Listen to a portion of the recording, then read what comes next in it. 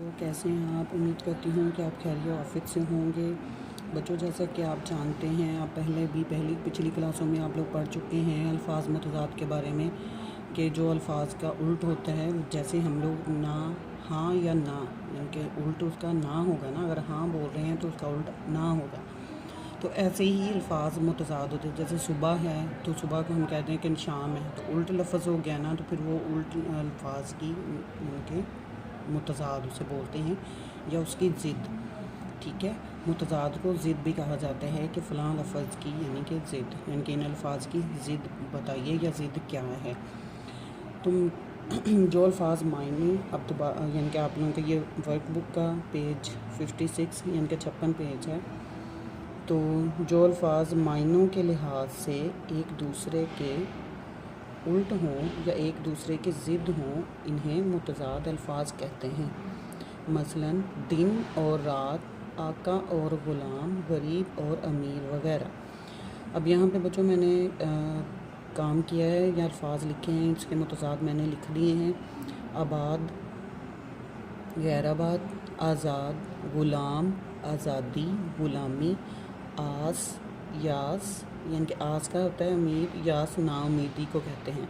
आगाज़ शुरू को कहते हैं, इख्तिताम आखिर को कहते हैं। आइंदा, गुज़श्ता, यानी कि आइंदा होता आने वाला, गुज़श्ता यानी कि गुज़र चुका हुआ।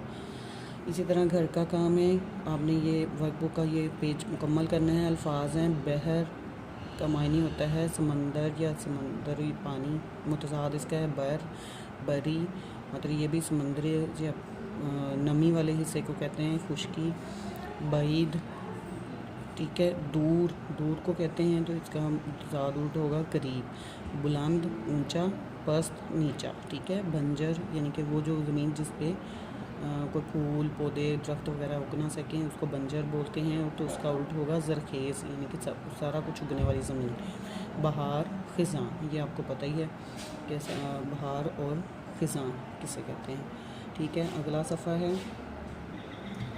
अगला सफ़ा यानी कि अल्फाज मुतज़ाद को एक ही जुमले में इस्तेमाल करें। तो यहाँ पे बच्चों ख्वाबिदा, बेदार, यानी ख्वाबिदा होता है नींद में, तो बेदार यानी कि जागा हुआ या जगाना। तो अली ख्वाबिदा हालत में था, उसकी अम्मी ने उसे बेदार किया।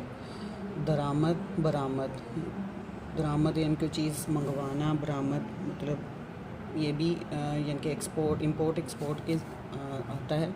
तो पाकिस्तान कुछ चीज़ें दरामद और कुछ बरामद करता है। ठीक है। दोस्त, दुश्मन, आप जैसा दोस्त हो तो दुश्मन की ज़रूरत नहीं है। अब ये देखें बच्चों, दोनों यानी कि लफ्ज़ एक ही जुमले में मिल गए हैं। ठीक है, ऐसे ही जुमले यानी कि बनाते हैं। अल्फाज मुतज़ाद फिर इसके जुमले हैं अबद, अज़ल, अबद से लेकर अज़ल तक हम ने सफ़र करना है। यानी कि अबद होता है शुरू या अब्दी मायने में, आखिर के मायने में लिया जाता है। अज़ल यानी कि आखिर, वो भी अज़ल यानी कि अल्लाह ताला की तरफ से, यानी कि अज़ल आनी चाहिए, इस तरह के मायने में इस्तेमाल होता है। उतार चढ़ाव, अप एंड डाउन जिसे इंग्लिश में बोलते हैं, ज़िंदगी उतार चढ़ाव का नाम है। उजला यानी कि साफ़ सुथरा, गंदा मैला उल्टा उसका। ये कपड़ा उजला है, इसे मैला या गंदा ना कर देना। ठीक है, आगे यानी कि इसके कसीरुल मुंतखबी सवालात हैं बच्चों। दर्ज झैल में मुतज़ाद अल्फाज हैं आना जाना, खाना पीना, देखना सुनना, कसर लिहाज फ़र्क, दिल दिमाग सेहत, माँ बहन बेटी। यानी कि इसमें मुतज़ाद अल्फाज कौन से हैं? यही है ना, आना इसका जाना उल्ट हो गया, खाना है तो इसका पीना उल्ट हो गया, देखना है तो इसका सुनना उल्ट हो गया। तो ये यहाँ पे टिक लगेगा, ए ऑप्शन। बाअमल का मुतज़ाद है नाअमल, बेअमल, काम करने वाला, काम ना करने वाला, यानी कि ये बेअमल है। कोई इनमें खुश्क और कोई तर, इस मिसरा में लफ्ज़ खुश्क और तर आया है, ये दो अल्फाज आपस में क्या हैं? यानी कि पूछा गया ये दो अल्फाज आपस में क्या हैं? मुतरादिफ़ हैं, मुअन्नस व मुज़क्कर हैं, मुतज़ाद हैं कि वाहिद जमा है? तो ये मुतज़ाद हैं, खुश्क और तर। खुश्क और तर यानी कि नमी वाली जगह या पानी वाली जगह। खलवत का मुतज़ाद है जलवत, बज़म, वीरानी या वतन। जलवत, खलवत होता है तन्हाई या तन्हा रहना, तो जलवत यानी कि जलवागीर होना या सबके सामने होना।